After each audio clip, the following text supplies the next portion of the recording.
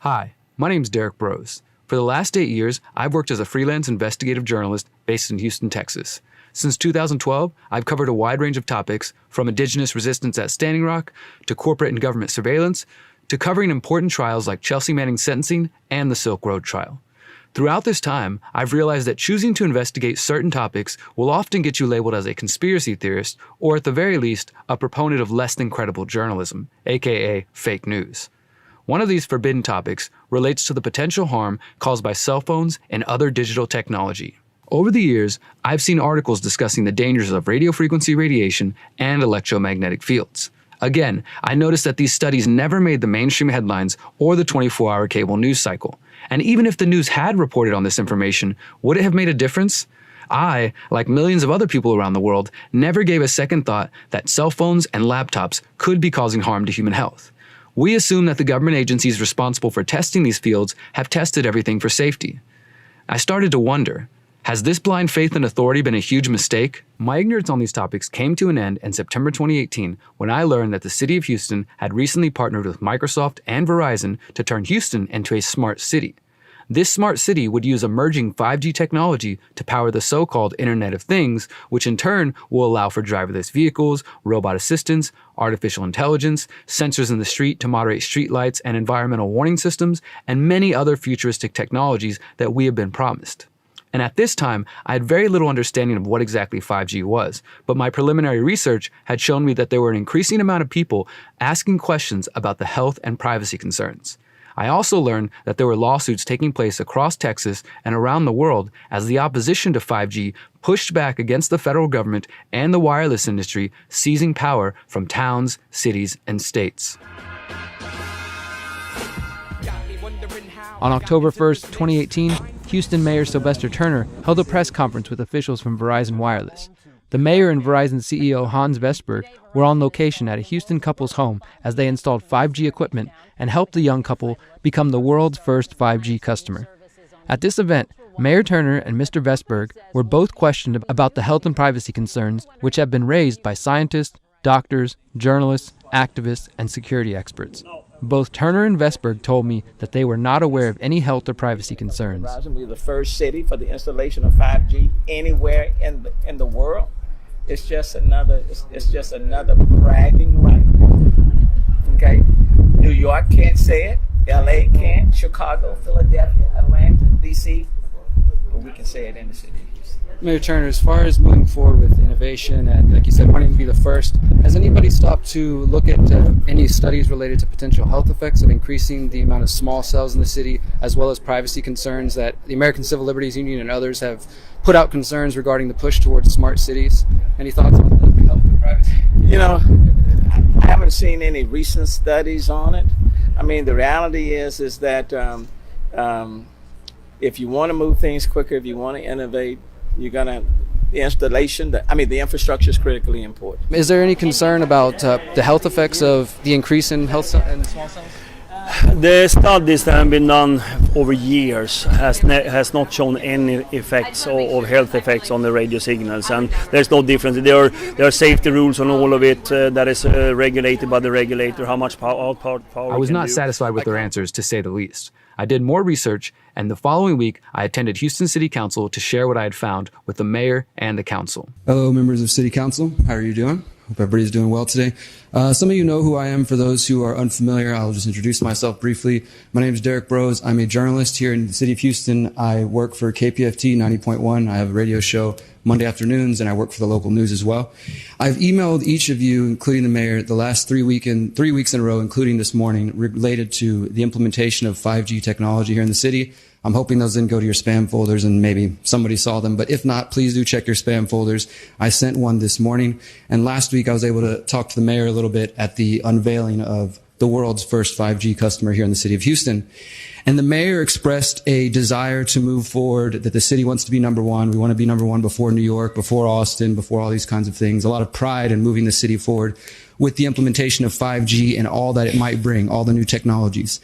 However, what I've been sending to you guys in emails is the fact that there are a number of privacy and health concerns related to the rollout of 5G technology.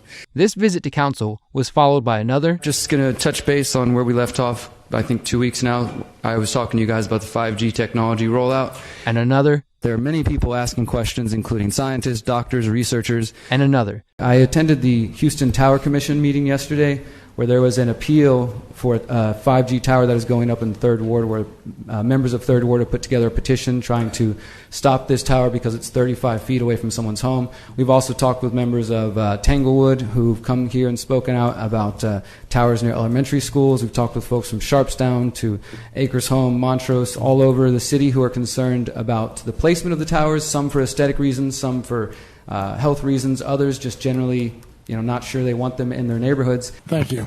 Derek, thank you for showing up today, because this is something that does need to have a light shine upon it. These videos gained more than 900,000 views on YouTube alone, leading activists from around the world to reach out to me and encourage me to keep going. And I'm really concerned, I think, with what it's, the people talking about the schools today are worried about the mayor and city council's close connection to certain industries and certain groups and how that might influence an issue. And I really, Mayor, after all this time of asking you face to face and asking the head of Verizon, the fact that you got awarded the 5G Wireless Champion Award in September 2018, I would hate to believe that that has anything to do with why you won't respond to any questions about 5G, why you haven't discussed the safety or lack of safety related to small cells, and why Houston is just marching forward, partnered with Verizon to implement 5G without giving the people of the city anything. You're not offering us anything. Can you say conclusively that it's safe? Can you say conclusively that we will still have privacy once 5G goes live? Or are you just concerned with being the first and making sure we have driverless cars and all these different things that you've talked about in interviews? Again, you were awarded the 5G Wireless Champion, so I would expect you to know something about what you were being given an award for. And just invite each of you to check your emails, check your phone calls, because people are emailing you, people are contacting you, and we need something from you guys. Otherwise, at least I just want to make sure that I keep coming here and putting it on record that you guys are ignoring the questions that people have. And in the future, if there are lawsuits for people getting cancer, getting illnesses, or other concerns, you guys will be held accountable. Your time has expired. Thank you. And I do support 5G. Thank you. Do you have anything to say about the safety, the health aspects of it, Mayor? Councilmember Christie. I was also featured on local news discussing the concerns around the 5G rollout. I confronted the mayor of Houston for his close ties to the wireless industry and ignoring the concerns about 5G. The mayor ran away from my questions at city council and on 3 different occasions in public. How you doing, Mayor? Hey, man. When are we going to get to sit down? When are we going to get to sit and talk down? I want to ask you a real... I already know what you want to ask me. Well, come on then. Then answer it. You know the question. You don't got to touch the brother. Because you're the 5G wireless champion. Come on. Isn't that what they gave you? The award? The CTIA? The cellular industry gave you the 5G wireless champion award? And then you won't even answer any questions at city council. It's so funny. The people of Houston are concerned about privacy and health, and you're the 5G wireless champion, and you won't even listen to them. It's hilarious. Don't touch me, sir. Don't touch me. It's hilarious, Mayor Turner. I'll see you at city council. You can keep laughing. People of Houston are paying attention. Don't touch my equipment.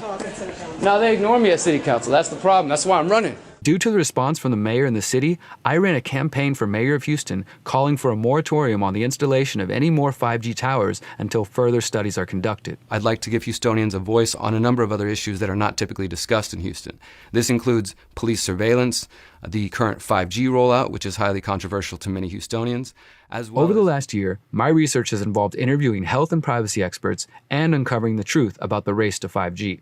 What I have learned is that the industry known as Big Wireless is colluding with the Federal Communications Commission to create a false demand for 5G in total disregard for the health and privacy concerns, and all the while using the rollout to strip away local power. I offer the conclusions of my research in the hopes that the public will question and oppose the promises of the 5G Trojan Horse.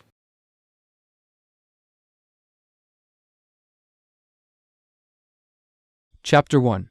Understanding the electromagnetic spectrum.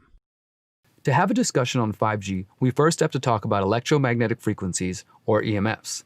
An EMF is the measure of how many times the peak of a wave passes a particular point per second, and it's measured in hertz. This range of potential frequencies makes up what we call the electromagnetic spectrum. The electromagnetic spectrum is divided into separate bands, and the electromagnetic waves within each frequency band are called by different names, including radio waves, microwaves, infrared, visible light, ultraviolet, X-rays, and gamma rays at the high frequency end. Within those bands, gamma rays, X-rays, and high ultraviolet are classified as ionizing radiation, meaning they have sufficient energy to ionize atoms, causing chemical reactions. Exposure to these rays can be a health hazard, causing radiation sickness, DNA damage, and cancer. Radiation from visible light and lower wavelength are called non-ionizing radiation because they apparently cannot cause these effects. What is 5G? Devices like cell phones, Wi-Fi, and Bluetooth all operate on the microwaves band of the electromagnetic spectrum. Microwaves are also used in mobile phones, and certain wavelengths are absorbed strongly by water molecules and so are used to cook food. These are not the wavelengths, however, that are used in mobile phones. Microwaves are used in Doppler radar, which is widely used for short-term localized weather forecasting and what you see on TV weather news. When it comes to cell phones, a new generation of cellular standards has appeared approximately every 10 years since 1G systems were first introduced in 1979. Each new generation is characterized by new frequency bands, higher data rates, and non-backwards compatible transmission technology. The second generation, or 2G, featured cell phones with texting and pictures. The third generation came about around 2000 with the introduction of phones with some internet, video, and images. The fourth generation came around 2009 with the introduction of smartphones and instant streaming of video, as well as the use of apps. As we move into 2020, the shift to the fifth generation, or 5G, has already begun.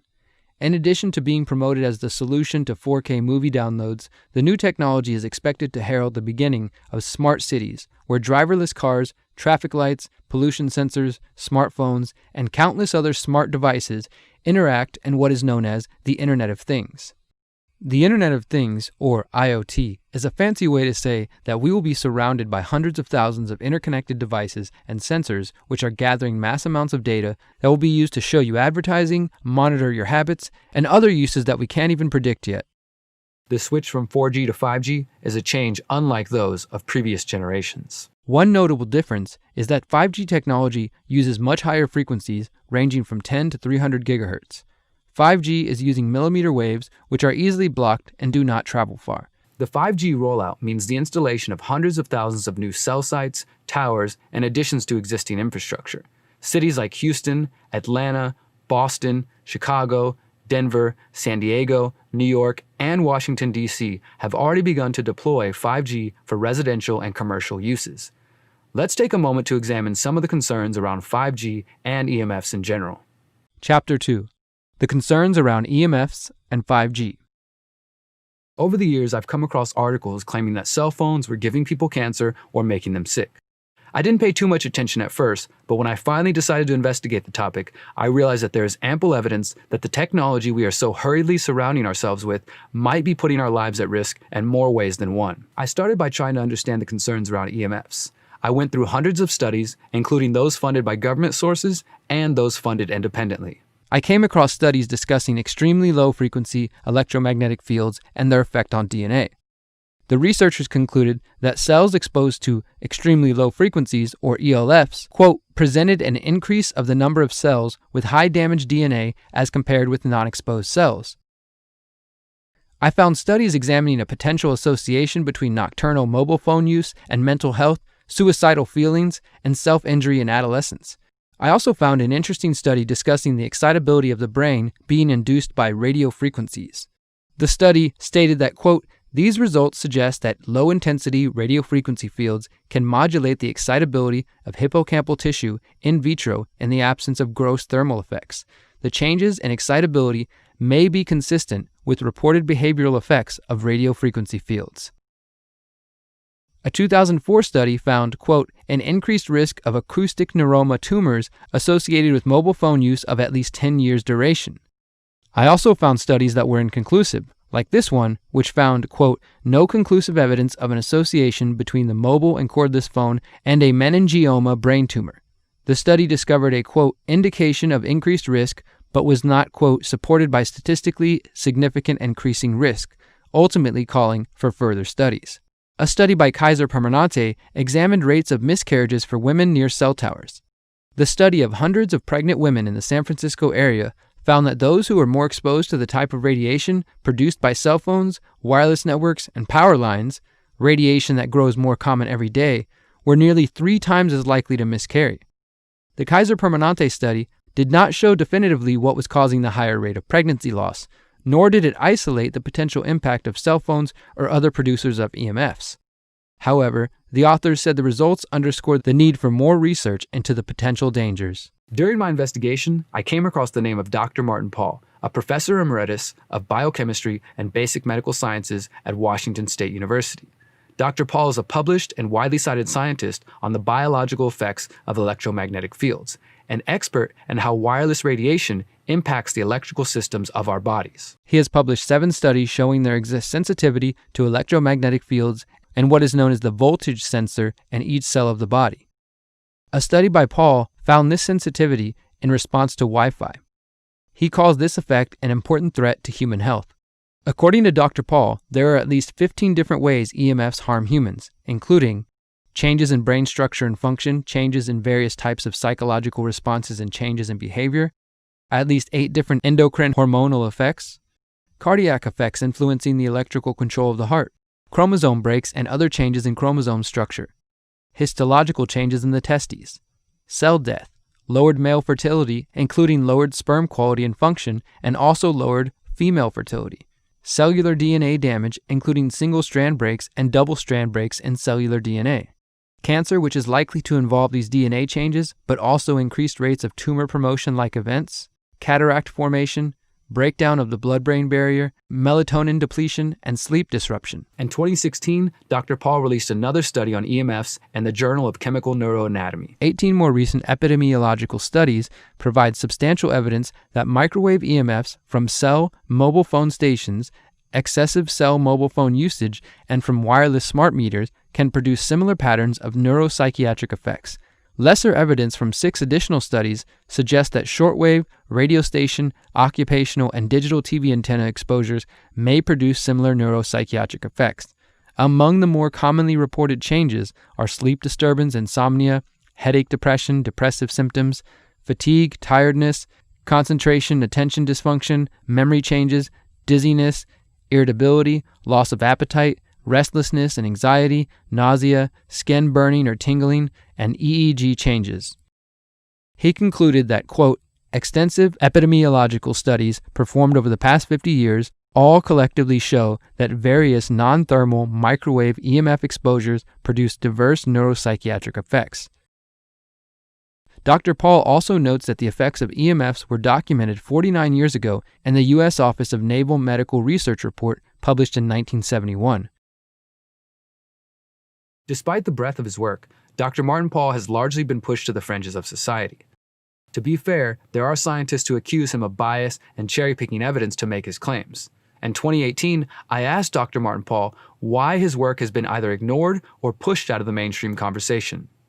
We quit funding the studies of this sort back between 1986 and 1999. We've done almost nothing since then. So basically, the U.S. government's been pushing these technologies at the same time doing absolutely nothing, or almost absolutely nothing, to protect us. The debate around the safety of cell phones and other devices that emit EMFs grew a little more heated in early November 2018 when the National Toxicology Program released data concluding that there is clear evidence that radio frequency radiation can cause brain and heart tumors in male lab rats. The $30 million study took more than 10 years to complete as researchers examined the effects of prolonged exposure to high levels of radio frequency radiation, specifically the type of radiation emitted via 2G and 3G cellular networks. The researchers write, quote, there was also some evidence of tumors in the brain and adrenal gland of exposed male rats. For female rats and male-female mice, the evidence was equivocal as to whether cancers observed were associated with exposures to radio frequency radiation. The NTP cautions that the results should not be applied to humans, and the FDA and other government agencies have also said that they do not support the conclusions and they do not apply to 5G. The exposures used in the studies cannot be compared directly to the exposure that humans experience when using a cell phone. In our studies, rats and mice received radio frequency radiation across their whole bodies. The NTP stated, quote, The lowest exposure level used in the studies was equal to the maximum local tissue exposure currently allowed for cell phone users. A major development from California's Department of Public Health. High use of cell phones may be linked to certain types of cancer and other health effects, including brain cancer and tumors, lower sperm counts, headaches, and effects on learning, memory, hearing, behavior, and sleep. The final report notes that it represents the consensus of the NTP and a panel of external scientific experts. I think the most important study is a study by the National Toxicology Program. In a classic large carcinogenicity test, one of the largest ever performed, and for that matter, one of the most expensive, they found increased risk of the tumors which we believe radiofrequency radiation is causing in man. Particular tumors called schwannomas. In the rats, they were in the heart. In humans, they're often in the nerve, the ear nerve, the vestibular nerve. In a health advisory, the NTP recommends those concerned about the potential health risks from RFR should, quote, use speaker mode or a headset to place more distance between your head and the cell phone, or reduce the amount of time spent using your cell phone. The NTP seems to suggest that the only way to avoid the health concerns is to avoid using a cell phone. Ronald Melnick, a researcher and scientist who designed the exposure systems used in the study, disagrees with the FDA and the FCC. Dr. Shurin neglects to note that the International Agency for Research on Cancer, as part of the World Health Organization, classified radiofrequency radiation from wireless devices as a possible human carcinogen, based largely on findings of increased risks of gliomas and Schwann cell tumors in the brain, near the ear, in humans after long-term use of cell phones. The IARC designation of cell phones as a possible carcinogen has been highly controversial since it was first issued in 2011. In an opinion piece published by The Hill, Melnick stated that, quote, simply claiming that conclusions about human risk cannot be drawn from animal studies runs counter to standard practices of evaluating human cancer risks by public health agencies, including the US EPA, NTP, IARC, and even the FDA. Every chemical known to cause cancer in humans is also carcinogenic in animals when adequately tested. In an interview with Josh Del Sol of Take Back Your Power, Dr. Melnick elaborated on the problems he sees with the U.S. regulatory agencies. Approximately $30 million was invested to see if cell phones cause cancer at levels at or below the allowable levels, right, in rats. And the answer is that there was a significant increase in schwannomas of the heart and gliomas in the brain, and then they just dropped it. So, I mean, I guess I want to ask the question, like, why do you think, now we're getting into speculation here, and we know that Harvard, ethics department has written about the FCC's, being controlled by industry, but the FDA, we've heard in other conversations various things about them, but like, what's actually going on, and how significant of a thing is this, Ron, that the study was done, it showed cancer, and then they just dropped it? Help us to frame this here. Well, I can't tell you why they decided as such. All I can say is that they decided at this point, or as far as I know, not to do anything about this. This information was actually available in 2016 when the NTP released some of the partial findings because of the potential impact of these findings on the general population. The tumors in the heart and tumors in the brain were known in 2016. It could be that they don't want people to think that their cell phones pose a cancer hazard.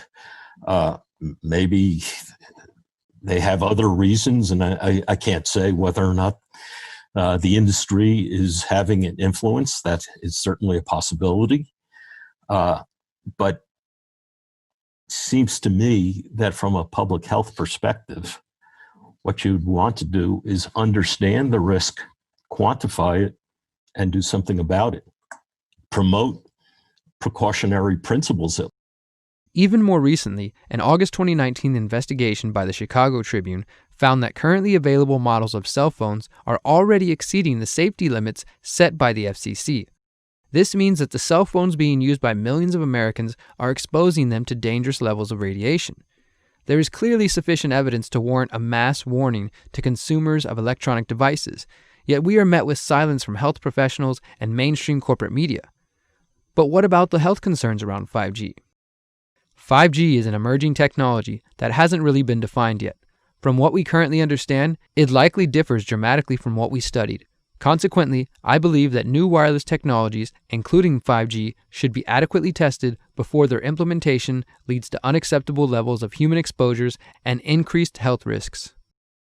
Additionally, hundreds of scientists from around the world have signed the so-called 5G Appeal, a statement calling on a global moratorium on 5G. We, the undersigned scientists and doctors, recommend a moratorium on the rollout of the 5th generation 5G for telecommunication until potential hazards for human health and the environment have been fully investigated by scientists independent from industry. 5G will substantially increase exposure to radio frequency electromagnetic fields on top of the 2G, 3G, 4G, Wi-Fi, etc. for telecommunications already in place. Radio frequency electromagnetic fields has been proven to be harmful for humans and the environment. At a May 2018 United Nations hearing, Claire Edwards warned the UN Secretary General Antonio Guterres about the dangers of 5G. Edwards is a co-organizer of a second appeal to stop 5G called the International Appeal to Stop 5G on Earth and in Space, which as of December 2019 had 186,352 signatories from 208 nations and territories. At the hearing, she told Guterres that recently installed Wi-Fi equipment could cause harm to UN employees. Since December 2015, the staff here at the Vienna International Centre have been exposed to off-the-scale electromagnetic radiation from Wi-Fi and mobile phone boosters installed on very low ceilings throughout the buildings. Current public exposure levels are at least 1 quintillion, that's 18 zeros, 1 quintillion times above natural background radiation, according to Professor Olle Johansson of the Karolinska Institute in Sweden. The highly dangerous biological effects of EMFs have been documented by thousands of studies since 1932, indicating that we may be facing a global health catastrophe orders of magnitude worse than those caused by tobacco and cigarettes. Mr. Secretary General, on the basis of the precautionary principle, I urge you to have these EMF-emitting devices removed immediately from these buildings and to call a halt to any rollout of 5G at UN duty stations, because 5G is designed to deliver concentrated and focused electromagnetic radiation in excess of 100 times current levels in the same way as do directed energy weapons. In line with the UN guiding principles on business and human rights to protect, respect and remedy, 5G technologies must be subjected to an independent health and safety assessment before they are launched anywhere in the world. There is currently an international appeal signed by 237 EMF scientists from 41 nations urging the UN and particularly the WHO to exert strong leadership in fostering the development of more protective EMF guidelines, encouraging precautionary measures and educating the public about the considerable health risks. Guterres claimed he was ignorant to the dangers of the technology. Sorry, because we are talking with someone that is a little bit ignorant on these things. We're talking to the Wi-Fi systems? On the ceilings of these buildings, Wi-Fi boosters and cell phone boosters were installed without consultation, without information to staff in December 2015. The situation here is extremely dangerous.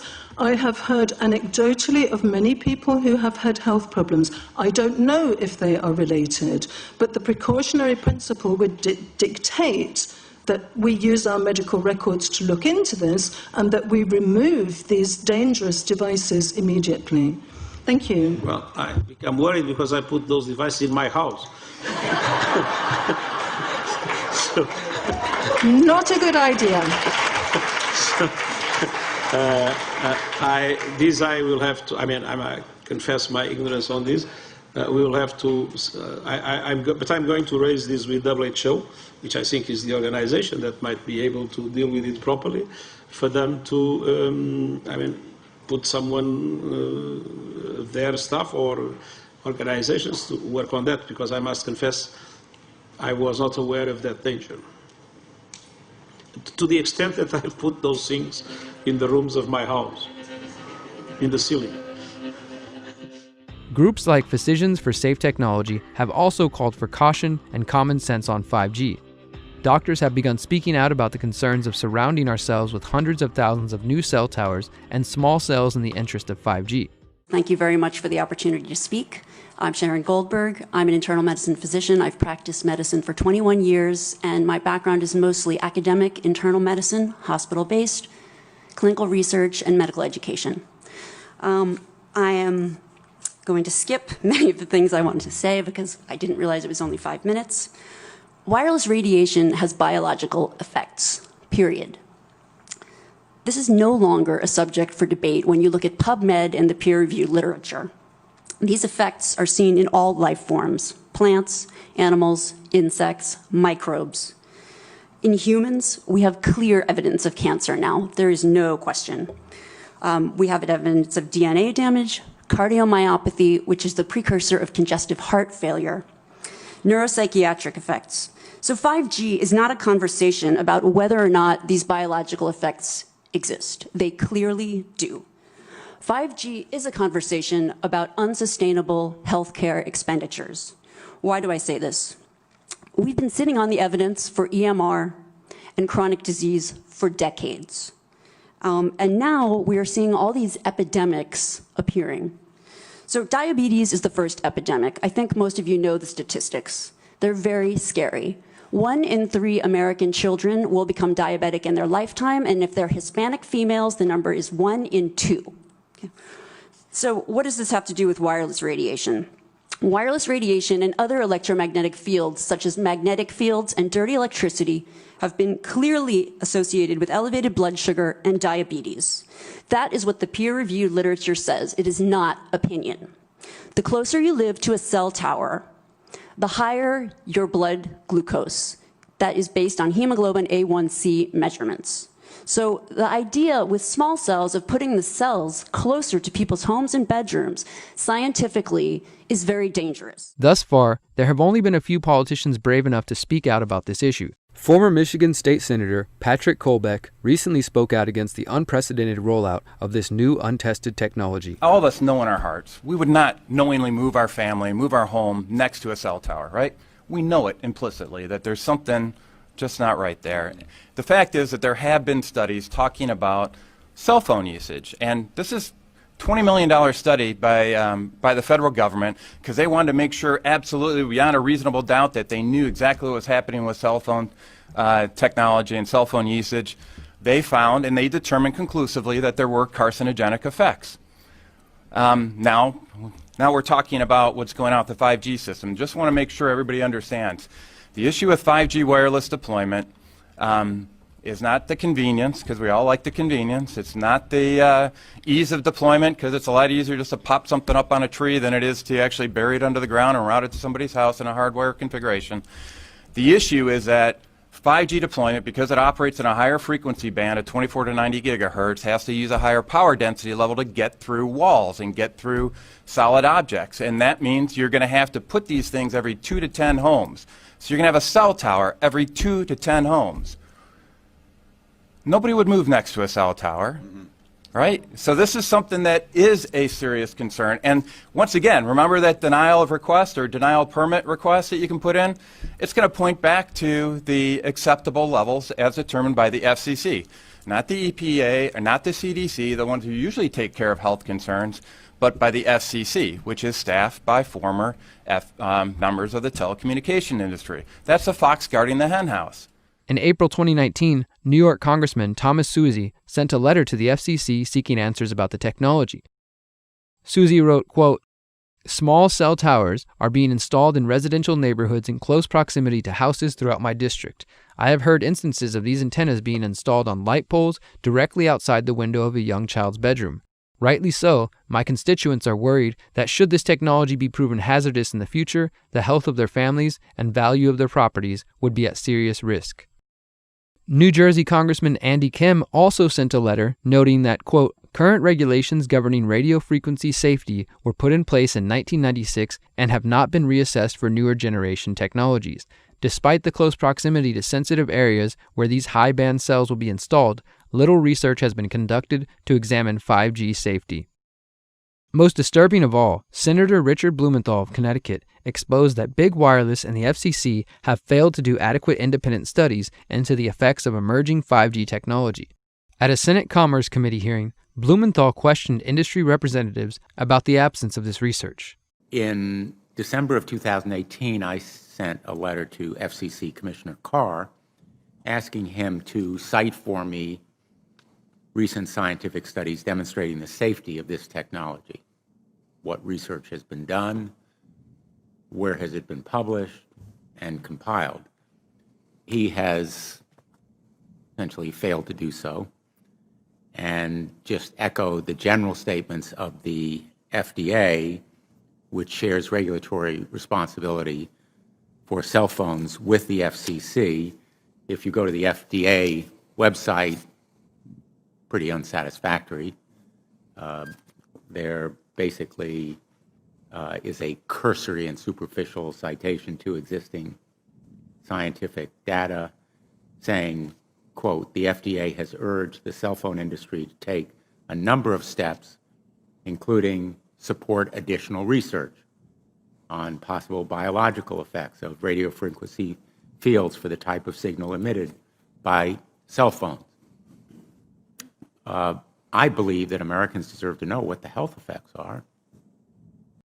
My question for you, particularly Mr. Gillen and Mr. Perry, how much money has the industry committed to supporting additional independent research?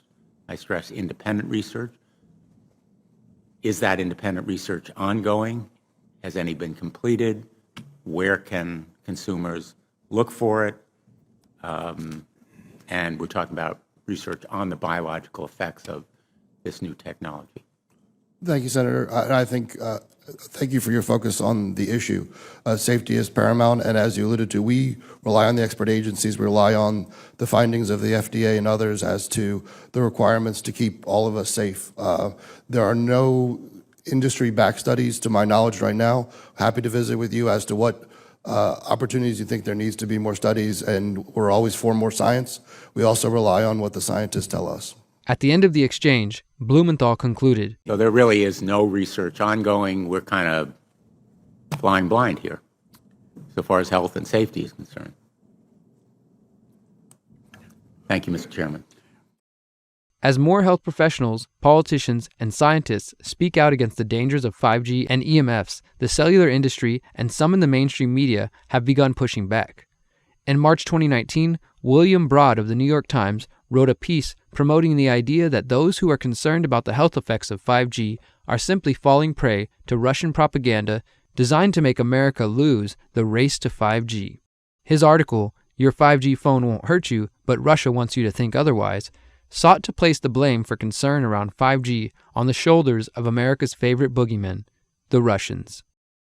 Interestingly, Broad failed to mention that in April 2019, the Times announced a partnership with Verizon to showcase a 5G journalism lab. This seems to be a new trend for corporate media, as the Washington Post announced a similar deal with AT&T in November 2019. Questions regarding potential conflicts of interest have not been addressed. By relegating concerns about 5G to a Russian ploy, he misses altogether the fact that the purportedly independent international authorities on which he relies that declare 5G to be safe are an exclusive club of industry-loyal scientists. China, Russia, Poland, Italy, and several other European countries allow up to hundreds of times less wireless radiation into the environment from microwave antennas than does the U.S. Davis went even further, comparing the treatment of those who raise awareness about the public impact of radio frequency microwave radiation to that of those scientists in the 1950s and 60s who attempted to ring alarm bells about the dangers of tobacco. Scientists who showed the harmful effects of tobacco found themselves struggling for serious attention and financial support. She continued, "For health impacts from wireless radiation, a similar pattern is emerging. Each time a U.S. government agency produced positive findings, research on health impacts was defunded.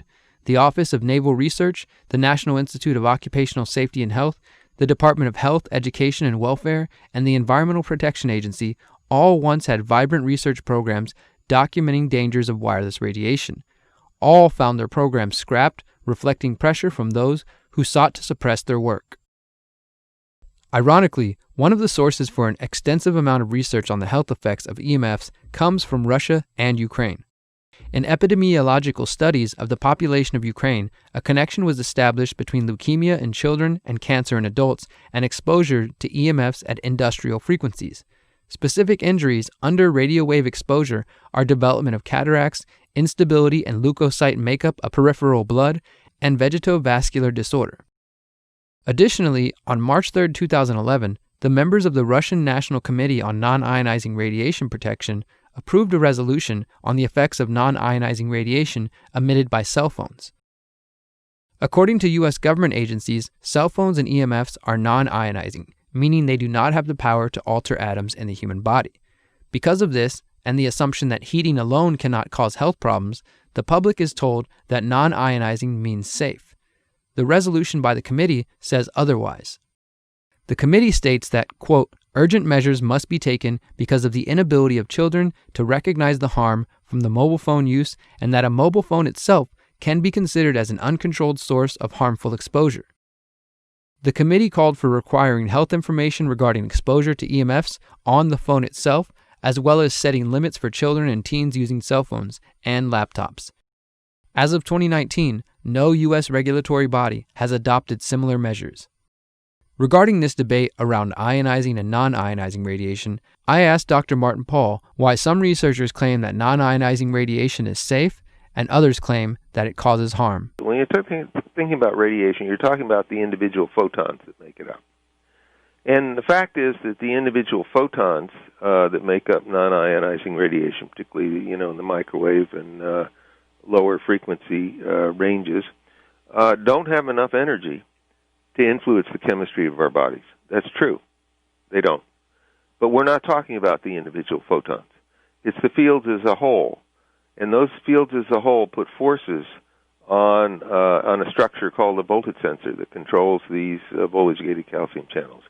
And that structure is extraordinarily sensitive to these fields. And that's why you get activation of the voltage-gated calcium channels, and why you get excessive calcium in the cell. So we know why the system works. We know why it's so extraordinarily sensitive. And the industry's been claiming that these fields are not strong enough to do anything, but the reason the industry's wrong is because this structure is extraordinarily sensitive to the forces of the EMF. So this comes straight out of the physics, and this is where the physics background that I have has been very valuable, in addition to understanding the biology. Despite the attacks from mainstream news and promises from big wireless, there are a great deal of reasons to be concerned about health issues related to cell phones, laptops, smart devices, and 5G. Now, to be fair, there are of course scientists and researchers who say that the claims of health problems associated with EMFs are exaggerated and unfounded. The proponents of EMFs claim that the opposition is cherry-picking evidence to make their case. However, even if one takes only a cursory look at what we have just shown to you, it should be easy enough to see that rolling out a new, untested technology is not smart science. At the very least, we must encourage public officials to exercise the precautionary principle and do further testing before rolling out 5G. Smart city or surveillance city? Cancer and other health issues are not the only concerns being raised by the critics of 5G and the Internet of Things. There are also a growing number of professionals, government agencies, civil rights attorneys, and activists who are raising important questions about the digital future. In April 2018, the American Civil Liberties Union released a guide detailing important questions that should be asked by city officials seeking to join the smart city evolution. When we talk about smart city technology, or the Internet of Things in the government context, that what we're really talking about is, electronics that are maybe small and cheap that can be placed around the city and that essentially can be designed to collect information, whether it's visual information or audio information or information about, say, whether a parking space is occupied. But before any smart city technology is acquired or deployed, it's really important that a city working with its community determine whether that technology is actually smart for the city to do. Why do we say that? Well, that's because, smart city technology can be a wolf in sheep's clothing. It can be another way for the government to amass information that it may not have wanted to collect for law enforcement purposes, but that might be vulnerable to that sort of use later, or that they may not have wanted to collect for immigration purposes, but that could potentially be vulnerable to that later. And again, this technology is often going to be collected by technologies that companies have developed. And so it's really important for the city and the community to be on the same page about who's going to own this data if we go forward with this project, who's going to be able to sell this data, and at the end of the day, are communities in control of these technologies? There already exist a few examples of what a smart city will resemble, including in South Korea. They envision sporting venues using 5G hot zones to deliver personalized video feeds of a customer's favorite player to their mobile device, or allow healthcare providers to test assisted surgery with augmented and virtual reality. Other use cases for the smart city technology include CCTV, traffic control, and smart lighting, where environmentally friendly lights automatically turn off when no one is nearby. Noticeably missing from this endorsement of Samsung's Privacy List City is the fact that these CCTV cameras and devices are recording 24 hours a day and are capable of notifying law enforcement if someone jaywalks, speeds, or whatever other behavior the Crown has deemed illegal. Let's look at another example of a smart city. Quayside is a planned smart city that has been in the works since 2016. Located on 12 acres of waterfront property southeast of downtown Toronto, Canada, Quayside represents a joint effort by the Canadian government agency, Waterfront Toronto, and Sidewalk Labs, which is owned by Google's parent company, Alphabet Inc. Sidewalk Labs claims Quayside will solve traffic congestion, rising home prices, and environmental pollution. There are even plans for housing developments and a school within the smart city. Unfortunately, residents of Quayside will be using a centralized identity management system through which they will access public services such as library cards and healthcare. This means their data will be highly centralized, leaving it open to access by hackers and law enforcement. However, Quayside has consistently faced pushback due to a failure to build in the necessary privacy protections. At least 2 officials involved in the project have resigned. I imagined us creating a smart city of privacy as opposed to a smart city of surveillance. I have to resign because you committed to embedding privacy by design into every aspect of your operation. The fears around Quayside grew in late October 2019 when the Globe and Mail reported on previously unseen documents from Sidewalk Labs, which detail how people living in a sidewalk community would interact with and have access to the space around them. This experience largely depends on how much data you're willing to share, and this data could be used to reward or punish people for their behavior. Although the document, known internally as the Yellow Book, was designed as a pitch book for the company and predates Sidewalk's formal agreements with the City of Toronto, it does provide a vision of what the Google sister company would like to do. Specifically, the document details how Sidewalk would require tax and financing authority to finance and provide services, including the ability to impose, capture, and reinvest property taxes. The document also describes reputation-based tools that sound disturbingly similar to the social credit system we have seen in TV shows like Black Mirror and those unfolding in modern China. These tools would lead to a, quote, new currency for community cooperation, effectively establishing a social credit system. Sidewalk could use these tools to, quote, hold people or businesses accountable while rewarding good behavior with easier access to loans and public services. In response to the document leaks, Sidewalk said, quote, the ideas contained in this 2016 internal paper represent the result of a wide-ranging brainstorming process very early in the company's history. Perhaps due in part to the pushback against privacy invasions, in November 2019, Sidewalk Labs released a 482-page digital innovation appendix stating that none of Quayside's systems will incorporate facial recognition and that Sidewalk Labs won't sell personal information or use it for advertising. Sidewalk Labs says it will require explicit consent to share personal information with third parties. In places like San Diego, activists are already fighting against privacy invasions via environmentally friendly smart streetlights that are always listening. In other places like South Korea, the smart city vision is advancing quite quickly. A revolution, embracing the possibilities of super-speed 5G mobile internet in a country already one of the world's most digitally connected. We've led the world in developing 5G technology. As phone makers and service providers, we have set the standards, so we can be the first to release such services into the market. For most people in South Korea, it's the fun stuff of 5G that's the big draw. Effortless video chatting with as many friends as you want, in any guise you might choose. Real-time video gaming with multiple users and screens. Augmented reality and virtual reality. Even the ability to deliver holograms of your favorite sports or K-pop stars. South Korea's 5G providers are predicting massive uptake, even though only one smartphone maker currently has a device that can handle 5G. We're expecting at least 1 million of our customers to take up 5G before the end of the year. Then there's the wider possibilities offered by massive data transmission with hardly any delay. The development of smart cars and eventually driverless vehicles. Managing robots in telemedicine or in industry. Our world is likely to look very different. For the moment, future residents of Quayside will have their data protected. But these types of systems are already being put into place in China. Under the expansion of China's Sesame credit system, more than 1 million people were denied the right to fly. Chinese citizens live under constant surveillance with CCTVs and facial recognition a part of daily life. The U.S. is not far behind China. The U.S. government is also expanding their facial recognition capabilities, with the FBI maintaining a massive secret database of face prints. The 5G rollout, the growth of artificial intelligence, and the push towards a smart city future will only increase the potential for abuses of privacy. As we move ever closer to this smart city future, privacy and the liberty that comes with privacy are under extreme threat. A threat to local political control. In September 2018, the FCC passed a new rule putting the federal government in complete control of the 5G rollout.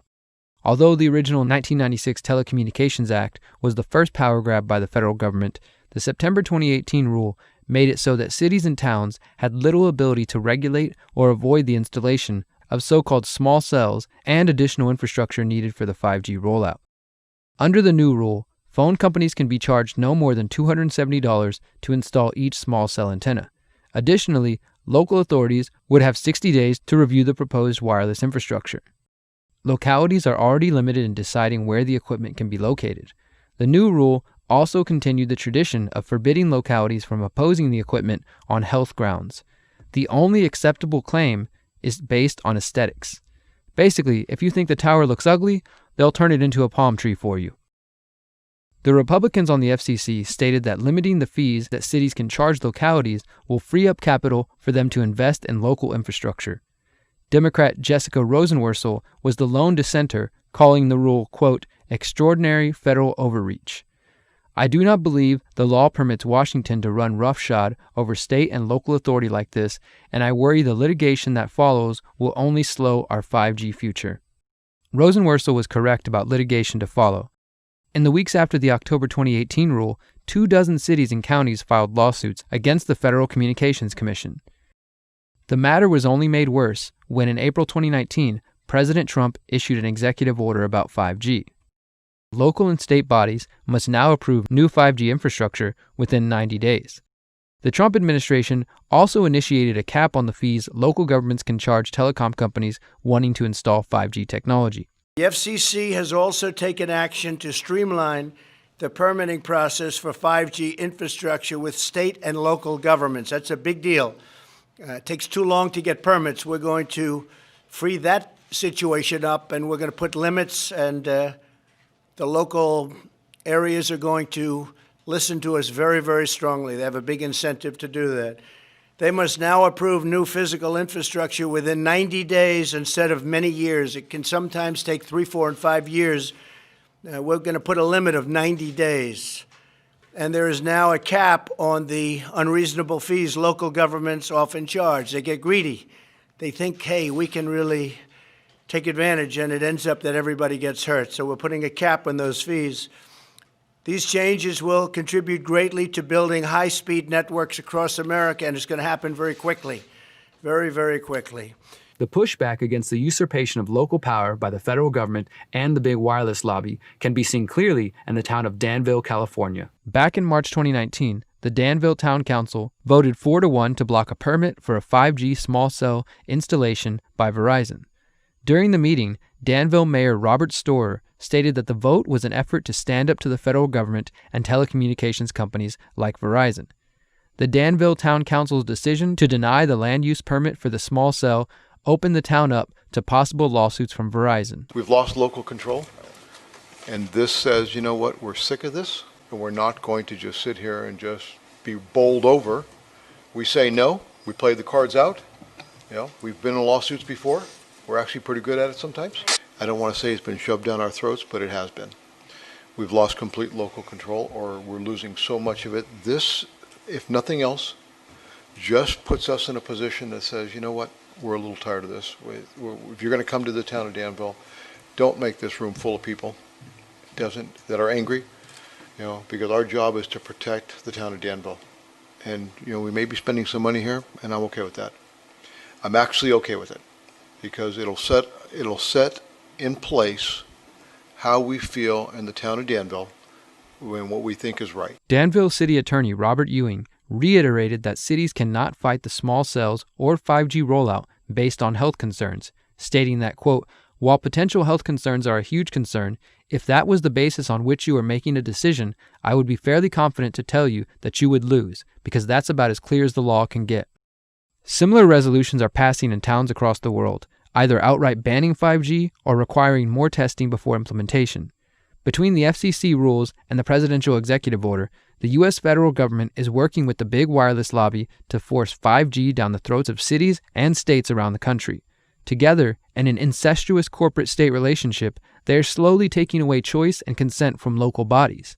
Most worrisome is the thought that the 5G rollout and the subsequent theft of local power might be setting a precedent for a future where cities and towns have no say in what happens in their own communities, and instead are forced to go along with the agenda of the federal government and their corporate buddies. A danger to the environment. The rolling out of 5G might negatively impact our ability to forecast the weather and accurately predict storms.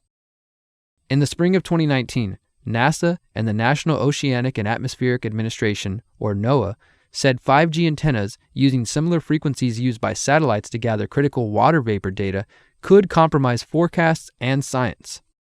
The FCC and big telecom companies are seeking to expand cellular service into frequency bands such as the one at 24 GHz, which falls near the frequency used for forecasting at about 23.8 GHz. The FCC, which licenses the wireless spectrum for 5G in the US, says the fears are exaggerated. In March 2019, Secretary of Commerce Wilbur Ross, who oversees NOAA, and NASA Administrator Jim Bridenstine, sent a letter asking the FCC to postpone the auction of the 5G frequency bands.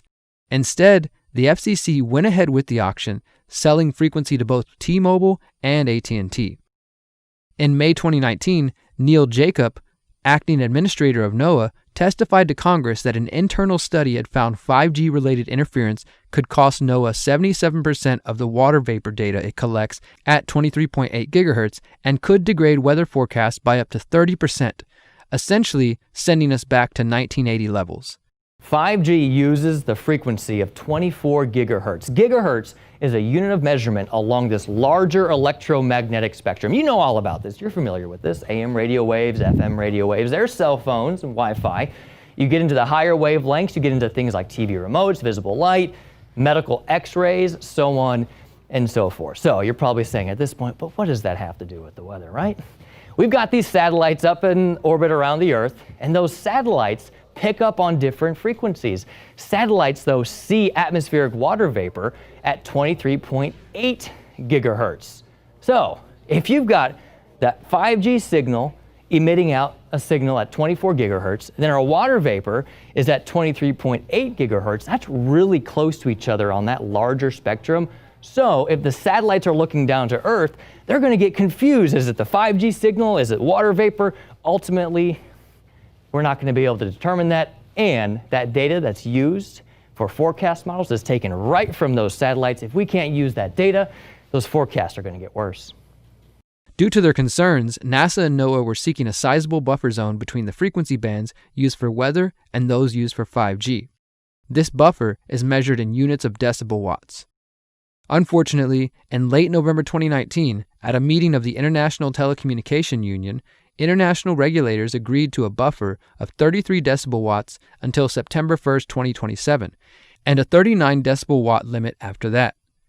The goal was to allow 5G companies to start building networks now and to add more protection for weather forecasting once the companies have established their networks. The U.S. has been slow to get into the game, but the president said the FCC would work to make it easier for companies to do so. That includes freeing up high-frequency airwaves or spectrum to carry 5G.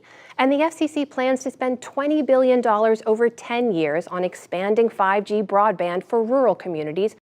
Erica Leix, a meteorologist and head of World Meteorological Organization, called the idea of having 8 years of lax regulation of grave concern to weather forecasters.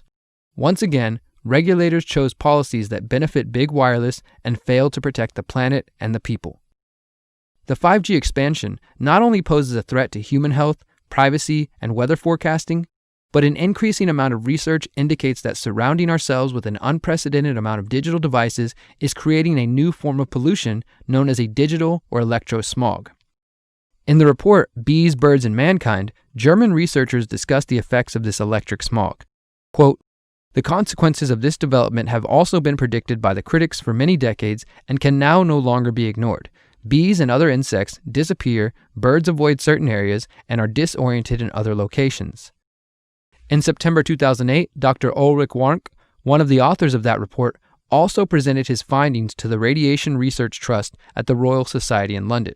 He stated that, quote, "An unprecedented dense mesh of artificial magnetic, electrical, and electromagnetic fields are disrupting nature on a massive scale, causing birds and bees to lose their bearings, fail to reproduce, and die."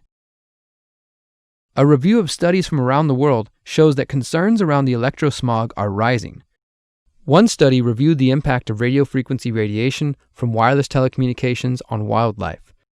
The researchers note that phone towers located in the living areas of some species are continuously irradiating wildlife, causing a reduction of their natural defenses, deterioration of their health, and problems in reproduction. The researchers conclude that, quote, "Microwave and radio frequency pollution constitutes a potential cause for the decline of animal populations and deteriorations of health of plants living near phone masts. To measure these effects, urgent specific studies are necessary." Studies are also beginning to look at the impacts of radio frequency radiation on trees. A 2016 study attempted to verify whether there is a connection between unusual tree damage and radio frequency exposure. The researchers conducted a long-term field monitoring study in 2 German cities. They observed and took photos of unusual or unexplainable tree damage, along with measurements of electromagnetic radiation. A statistical analysis showed that electromagnetic radiation from cell phone towers is harmful for trees. The researchers note that, quote, "These results are consistent with the fact that damage inflicted on trees by mobile phone towers usually starts on one side, extending to the whole tree over time." A 2010 study looked at the decline in aspen trees in Colorado since 2004. This study suggested that the radio frequency exposure may have strong adverse effects on growth rate and may be an underlying factor in aspen decline. Additionally, there are concerns that thousands of trees will be cut down or trimmed to ensure the 5G frequencies operate efficiently. Another area of growing concern relates to the fear that the massive increase in exposure to radio frequency radiation could be one of the causes for bee colony collapse disorder, which has wreaked havoc on the global honeybee population. In a 2017 study, researcher Daniel Favre of Switzerland claims that his article describes an experiment on bees which clearly shows the adverse effects of electromagnetic fields on their behavior. Favre states that, quote, "The experiment should be reproduced by other researchers so that the danger of man-made electromagnetism for bees, nature, and thus humans ultimately appears evident to anyone." In the study Mobile Phone Mast Effects on Common Frog Tadpoles, researchers exposed eggs and tadpoles to electromagnetic radiation from cell phone antennas for 2 months, from the egg phase until an advanced phase of tadpole, and found low coordination of movements, an inconsistent growth pattern, and a high mortality rate. The authors conclude, quote, "These results indicate that radiation emitted by phone masts in a real situation may affect the development and may cause an increase in mortality of exposed tadpoles. This research may have huge implications for the natural world, which is now exposed to high microwave radiation levels from a multitude of phone masts."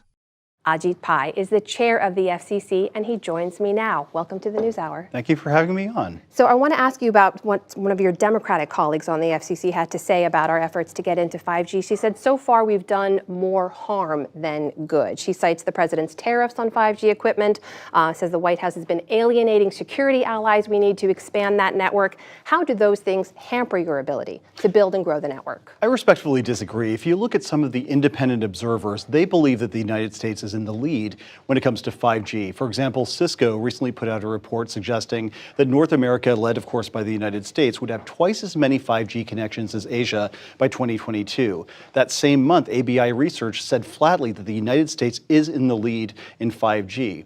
Over last week, CTIA pointed out that the United States will have 92 deployments of 5G in the United States by the end of 2019, which is almost twice as many as any country in the world. And just on Tuesday, a report came out that was reported in Bloomberg, pointing out that 5G-related job listings in the United States have increased 12% just over the last 3 weeks. So these are objective indicia of the fact that we are in the lead in 5G, but we want to maintain that lead, and that's part of the reason why I was at the White House today to announce 2 new initiatives. Well, deployment is one thing, but consumer... But to those willing to do the homework, it becomes clear. There is ample evidence of negative impacts as a result of radio frequency radiation associated with cell phones, Wi-Fi, and likely 5G. In fact, in 2018, the European Commission's Scientific Committee on Health, Environmental, and Emerging Risks released a statement on emerging health and environmental issues, which clearly outlined the need for more independent research. Under Section 4.4, Potential Effects on Wildlife of Increases in Electromagnetic Radiation, the report states, quote, "How exposure to electromagnetic fields could affect humans remains a controversial area, and studies have not yet yielded clear evidence of the impact on mammals, birds, or insects. The lack of clear evidence to inform the development of exposure guidelines to 5G technology leaves open the possibility of unintended biological consequences. These unintended consequences have the potential to affect human life as well as insects, birds, plants, and trees." Chapter 3: The Big Wireless 5G Takeover. As I continued my research and began presenting it to City Council and fellow Houstonians, I noticed there was often a reluctance to believe what I was claiming. Several times, I was asked something along the lines of, "How could something so dangerous be allowed on the market? Doesn't the government regulate this technology?" Once again, the trust of the authorities made people feel like they were safe from harm. Unfortunately, the research shows otherwise. But how could this happen? How can the U.S. government allow potentially hazardous products to be sold and used by millions of people? To understand this, we need to go back to 1996. That year, the Telecommunications Act was passed as an effort to update the law around communications technology as the internet was beginning to come into mass public use. The act was also seen as a way to limit the growing AT&T monopoly. Unfortunately, it was the beginning of further consolidation of telecommunications companies and a huge step towards eroding local power. The 1996 Act prohibits local jurisdictions from considering perceived health effects when taking an action on a proposed facility, such as towers or small cells. Instead, cities and towns could only regulate cell sites based on the aesthetics and location of the devices. Quote, "No state or local government or instrumentality thereof may regulate the placement, construction, and modification of personal wireless service facilities on the basis of the environmental effects of radio frequency emissions to the extent that such facilities comply with the Commission's regulations concerning such emissions. As long as the facilities comply with the standards set by the FCC, they cannot be subjected to environmental or health regulations." But what happens if those federal standards set by the FCC in 1996 are not adequate? As we will get into shortly, there are studies which show health effects even at the levels allowed by the 1996 Telecommunications Act, not to mention the fact that the standards are over 2 decades old and based on outdated technology. Not only was the Telecom Act designed to protect the profits of the big wireless companies, but somewhere along the way, the FCC and the telecoms developed an incestuous relationship that has overtaken the voices and concerns of the American people. In 2015, the Harvard Edmund J. Safra Center for Ethics published an exposé by investigative journalist Norm Alster on the financial ties between the US FCC and how, as a result, the wireless industry has bought unfettered access to and power over a major U.S. regulatory agency. The report details how the FCC, an independent government agency created in 1934 to regulate interstate communications by radio, TV, wire, satellite, and cable, has become a captured agency with big wireless leaders filling the government seats in a revolving door fashion. Regarding the passing of the 1996 Telecom Act, Alster writes that, quote, late lobbying won the wireless industry enormous concessions from lawmakers, many of them major recipients of industry hard and soft dollar contributions. Congressional staffers who helped lobbyists write the new law did not go unrewarded. 13 of 15 staffers later became lobbyists themselves. Alster states that direct lobbying by industry is just one of many worms in a rotting apple. The report says the FCC is involved in a network of powerful moneyed interests with limitless access and a variety of ways to shape policy. Alster believes the worst part is that the wireless industry has been allowed to grow unchecked and virtually unregulated, with fundamental questions on public health routinely ignored. Unfortunately, the situation goes beyond corrupt government agencies and into actually defaming those who speak out against potential harms caused by wireless technology.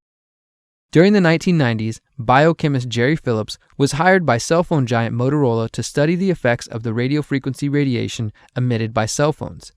Phillips and his colleagues looked at the effects of different radio frequency signals on rats and on cells in a dish. Phillips says the relationship between him and his employer was initially cordial, but soured once he submitted research data to Motorola, which found harmful effects to the DNA structure as a result of exposure to radio frequency radiation. The negative results were not to Motorola's liking, and they began putting pressure on him. These folks were very, very upset and began to talk about how are they going to handle this, what sort of spin can we put on this, what can we expect from this, and from that point on the relationship changed. What we saw was that Motorola began to exert more and more control over the work, telling us what to do, telling us how to write abstracts, what to say in the abstracts, what to say in the papers. I said, how to do the work. No, don't do this. Yes, do it this way.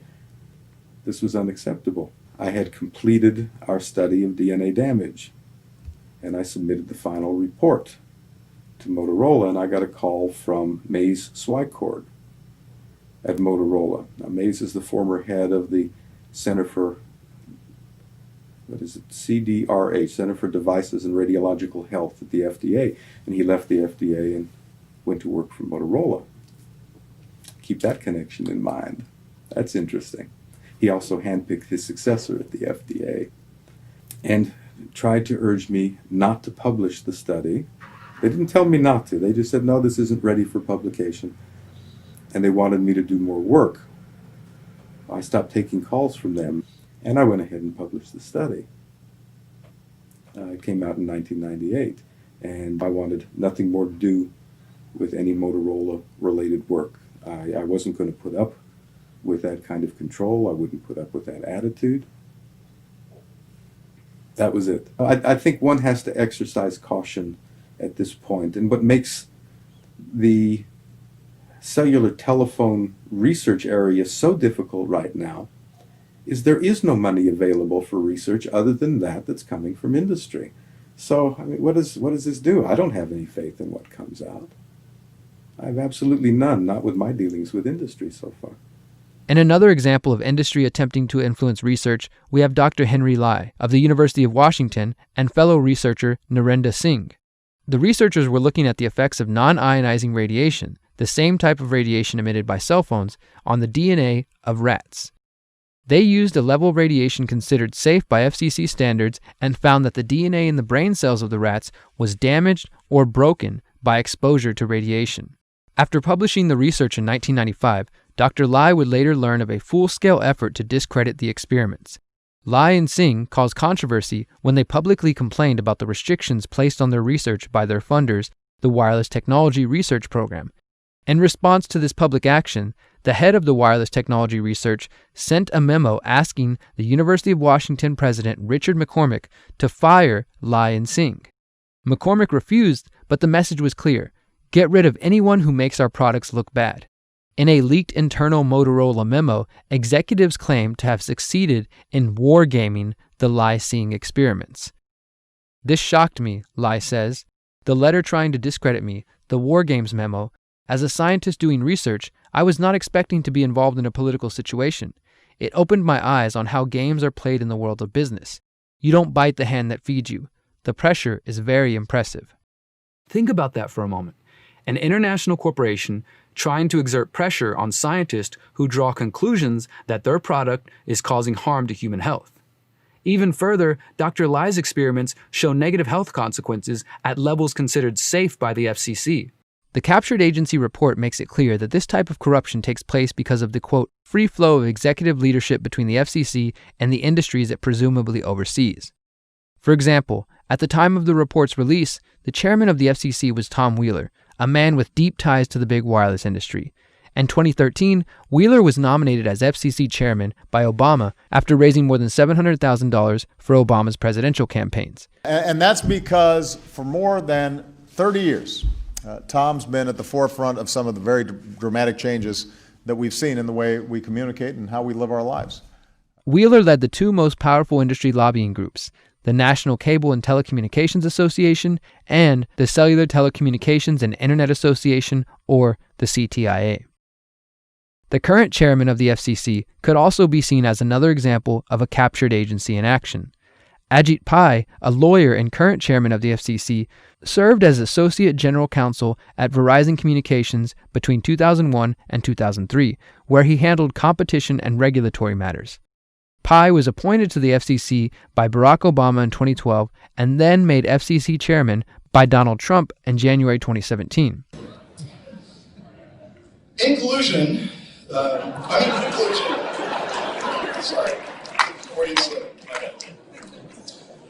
many people are still shell-shocked that I'm up here tonight. They ask themselves, how on earth did this happen? Well, moments before tonight's dinner, somebody leaked a 14-year-old video that helps answer that question. And in all candor, I can no longer hide from the truth. And so I might as well own it. Let's take a look.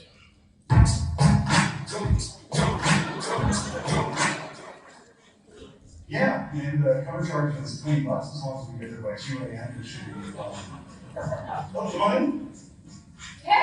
Hey, gee! What's going on? Not much. Went to a 3 Doors Down concert at the UCI Center last night. It was fun. Oh, yeah, you know YMCA for more than 3 years. Oh, right. What's up? So I have to talk to you. Okay.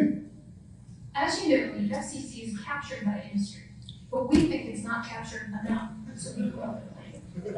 On plans, so what do you have in mind? We want to brainwash and groom a Verizon puppet to install a feature. That sounds awesome. I know, right? There's only 2 problems. First, this is going to take 14 years to implement. So we need to find something smart, young, ambitious, but dorky enough to throw the center. Whoa!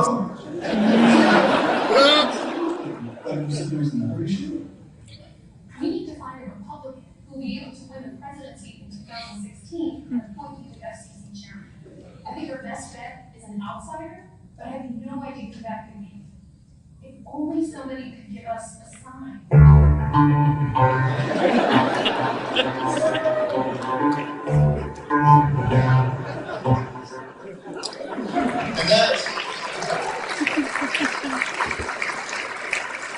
And that's, ladies and gentlemen, is how I became chairman of the FCC. FCC Commissioner Brendan Carr is another example of a government official working closely with industry and maintaining relationships which clearly present conflicts of interest. We're very excited about the build-out of 5G and next-gen internet infrastructure. Carr is credited with accelerating the 5G build-out. Prior to joining the FCC, Carr worked as an attorney at Wiley Rein, where his clients were Verizon, AT&T, CenturyLink, CTIA, the Wireless Association, and the USTA, the telecom lobby. The Wiley Ryan law firm is a hotbed of activity for former government officials and industry regulars. One of the founders of the law firm is Richard Wiley, himself a former FCC chairman. On September 30th, 2019, Commissioner Carr and other officials were in Houston to discuss the future of 5G. How do you respond to those communities around the country who are fighting based on property rights or just different, pushback? What's the FCC position on that? We're very excited about the build out of 5G and next-gen internet infrastructure. And at the FCC, we've been really building on a lot of the policies that state and local leaders have been putting in place to make sure that every single community can benefit. It's really a great job story. It's a great story for economic growth. So we're really happy with the progress that we're seeing in building out 5G, both here in Houston and in a lot of other communities around the country. What about those who have concerns, say, for example, Harvard that put out the study about captured agency, that folks like yourself who've been lawyers and worked in the industry are essentially captured the regulators? This idea that the FCC can't be trusted to regulate 5G and cell phones and things of that sort because of not only yours, but Ajit Pai and others' industry connections. Yeah, we're really glad to see the growth in 5G. And one of the things that we've done at the FCC is build on the policies put in place by local elected leaders here in Houston. Texas, the state legislature put policies in place that help guide the way for 5G builds. So we're really excited with the progress that we're seeing by really taking the lead of so many of these local elected officials. No comment on the conflict of interest concerns? Thanks, man. Appreciate it. Good to talk to you. The following day, I was able to question Commissioner Carr for a second time, and once again, he avoided my questions. Mr. Carr, can I follow up with you on yesterday? I'm good, man. Thank you. All right, well, then we'll just do it this way. All right, so look, you have ties to the industry. We'll just be more blunt this time since trying nice doesn't seem to work with you guys. So you have ties to the industry. Thanks, man. You omitted those facts. This is not press. You're a public servant. You're walking the streets. So you've been with the FCC. You've worked with a law firm that defended the CTI, the people who organized this whole thing. The CTI gave the mayor the 5G Wireless Champion Award. I mean, essentially, this whole thing was just a big industry.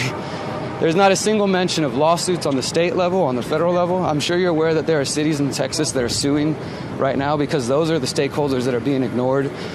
They're not, the surveillance concerns are being ignored. You guys talk about all these sensors, all these great things, but not a single person mentioned that there are privacy concerns, there are health concerns that I know you're aware. The FCC recently announced that they're even going to reevaluate cell phones because the Chicago Tribune study showed that iPhones are putting off 200 times the radiation that you guys allow and say is safe. I mean, realistically, you can't even comment on that. Thanks, man. It's really good to see you again. Thanks for showing up at the event. Appreciate it. Of course I'm here, but I mean, I'm just saying people see you respond like this and it doesn't even seem like human. You can't even acknowledge or say a simple statement. But I guess that's what we should expect from the federal government. Much of this revolving door relationship between industry and government can be traced to the CTIA, the Cellular, Telecommunications, and Internet Association. Established in 1984, the CTIA claims to represent the U.S. wireless communications industry from carriers and equipment manufacturers. The CTIA, quote, advocates for legislative and regulatory policies at federal, state, and local levels that foster the continued innovation, investment, and increasing economic impact of America's wireless industry. CTIA is active on a wide range of issues, including spectrum policy, wireless infrastructure, and the Internet of Things, among others. They also host events on topics ranging from cybersecurity to 5G. The CTIA's board of directors includes the presidents, CEOs, and other senior officials of Verizon, Sprint, T-Mobile, Nokia, Ericsson, Intel, General Motors, TracFone, Easy Texting, and others. The CTIA's current president and CEO is Meredith Atwell Baker. Baker has spent the last 2 decades bouncing between lobbying for big wireless and working for the government. From 1998 to 2000, Baker worked as Director of Congressional Affairs at the CTIA. Afterwards, she worked for the U.S. government as an FCC commissioner between July 2009 to June 2011. She then went back to the CTIA, where she is now president and CEO in charge of promoting the so-called race to 5G. So what exactly is the race to 5G? If you've paid attention to any media or visited a cell phone store recently, you've likely heard of the buzz about 5G, and more specifically, the race to 5G. Geopolitically speaking, the race to 5G describes the ongoing rift between the US and China, a kind of digital Cold War where the two superpowers race to implement the next generation of cellular technology because of its potential for massive profit and massive data collection. The American media and President Trump have stated that Chinese company Huawei could use their 5G infrastructure to spy on Americans. Trump has called on federal officials and American companies to abandon Huawei equipment. This fear of Chinese spying using 5G equipment completely ignores the reality that the U.S. government has the same exact opportunity to pressure American companies to spy on the private data of Americans. The race to 5G could also be described as a clever marketing concept designed to sell consumers an upgrade they did not know they wanted or needed. Not to mention an upgrade that has sparked lawsuits and has many health and privacy concerns. As part of the ongoing race to 5G, telecom companies are promoting 5G as the solution for faster downloads and high-definition movie streaming. It's not immediately clear if the public is demanding faster downloads, but the telecoms, global governments, and the tech industry are pushing the shift towards 5G. While it is true that 5G has the potential to spur on innovation in the fields of medicine, manufacturing, entertainment, and other industries, there has not been a truly organic call for this emerging technology. It seems much of the hype around the 5G rollout is coming from the CTIA itself. Yes, the Cellular, Telecommunications, and Internet Association, the organization created to lobby explicitly for the wireless industry. The CTIA is big wireless. 5G is a race, and we must win. The sheer power of innovation in the US will come up with new types of services and applications that will ride on top of those networks. Mobile 5G, big opportunity. Video IoT, and a competition amongst cities to bring smart city to life. I think 5G is the biggest and most important evolutionary step in the history of wireless. We know the best path to ensuring 5G. One of the ways the CTIA has spread enthusiasm for the race to 5G is by working with city officials. The CTIA has been honoring city mayors who have worked to erode local authority regarding the 5G rollout. Thank you, Derek. Thank you very much. The 5G Wireless Champion Awards honor the state and local officials who, quote, bring next-generation 5G networks into communities and remove barriers to the deployment of next-generation wireless infrastructure.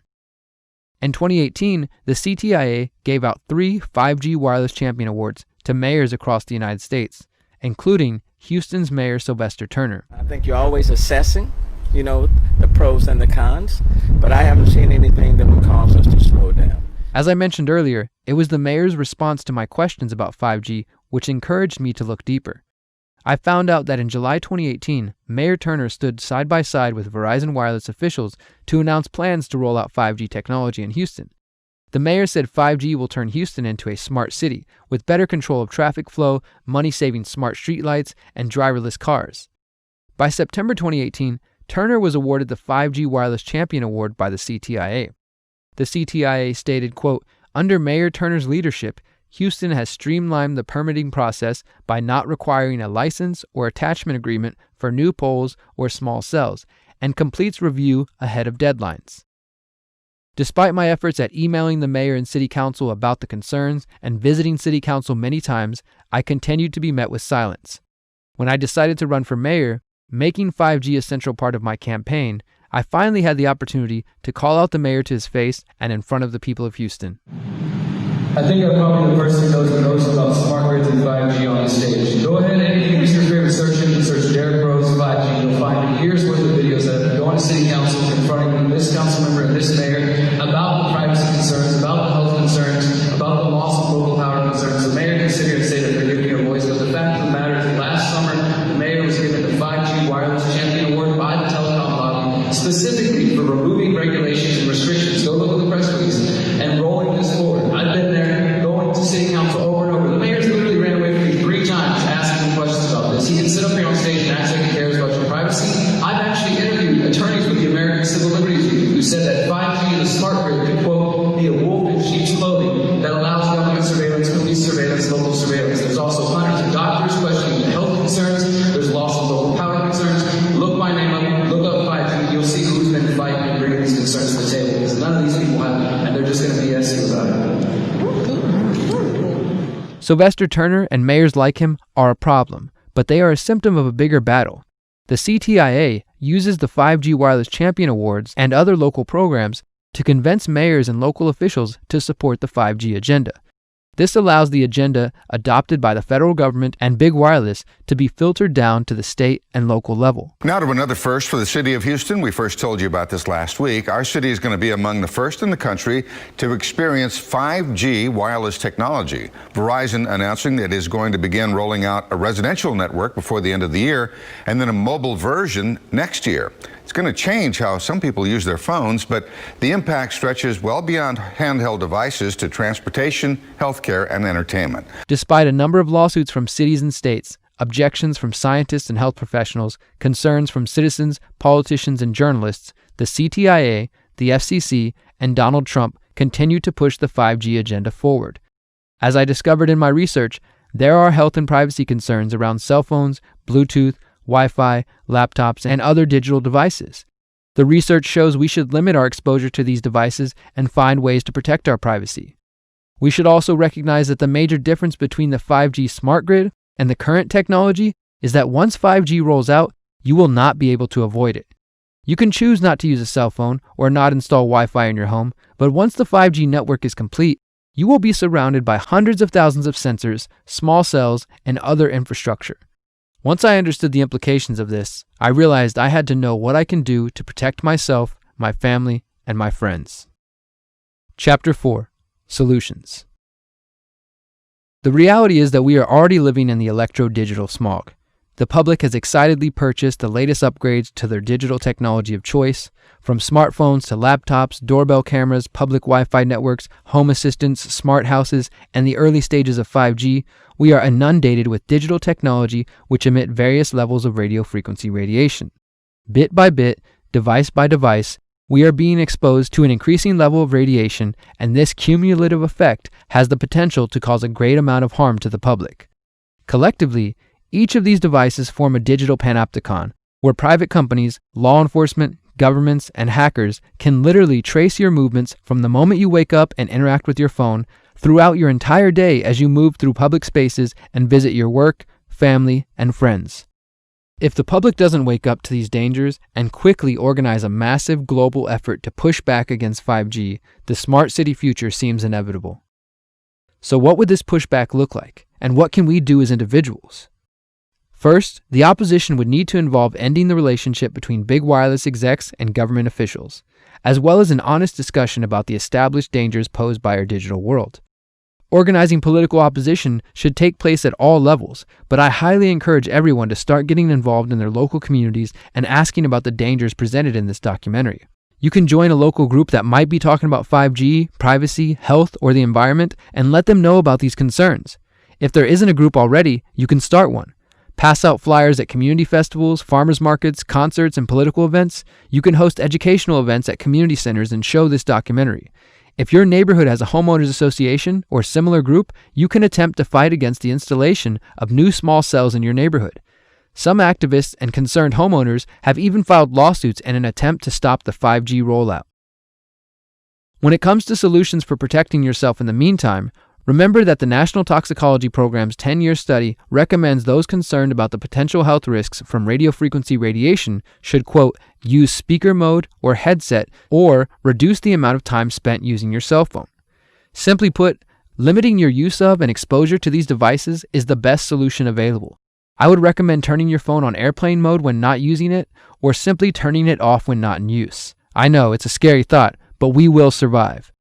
I would also stop using Bluetooth headphones and stop using Bluetooth while driving in your vehicle. There are also companies producing devices which are supposed to be able to block or absorb the EMFs emitted by our devices. Do your research and see what works for you. Probably one of the most important steps to take is to stop falling asleep with your phone or next to your laptop. I also started unplugging my Wi-Fi at night to protect myself from unnecessary exposure while I'm sleeping. The exposure to these devices and the radio frequency radiation they emit has the potential to disturb your sleep and create stress. This can cause an overall decline in the body's ability to heal and repair at night. When it comes to your home or office, I recommend rewiring as much as possible using Ethernet cables for your desktop or laptop. This will allow you to remove Wi-Fi if you choose and drastically decrease your exposure. There are even options available to use Ethernet connections on your cell phone. There are also similar concerns regarding the smart meters which have been rolled out around the US. do some research and find out if you can opt out of a smart meter in favor of an analog meter. Remember what I said about the difference between 5G and previous technologies? Once it's rolled out, you will not be able to avoid it while in public. No matter what you do in your house or with your own phone, if 5G is everywhere, there will be no way to opt out. I have seen researchers working on devices that could protect you in public by either repelling or absorbing the EMFs, and others have suggested clothing that can defend you, but for the moment, none of these seem adequate to protect you from the coming 5G smart grid.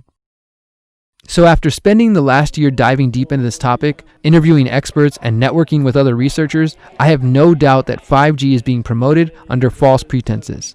We won the race in 4G, and that's why all the innovation happens here in the United States. We've got 30 trials here in the United States, but China's got 100 trials going on this year. Japan and Korea are really racing to get it done for their Olympic commitments. Just like the Greeks bearing false gifts to the people of Troy, government officials and the big wireless industry are promising the people that 5G is a gift too good to pass up. As we have shown, there are numerous valid reasons to oppose the 5G rollout. Whether it's concerns about health, privacy, local power, or the environment, the government and the wireless industry need to answer our questions. Another thing, where's the media been during all of this? If I could dig up this information and gather these sources with my limited skills and time, why didn't the corporate media identify and report on the concerns about 5G? Thanks again for having me. Why did the New York Times and other compliant media outlets insinuate that opponents of 5G are simply victims of Russian disinformation? Instead of listening to the researchers speaking up and the people pushing back, the media stood silent.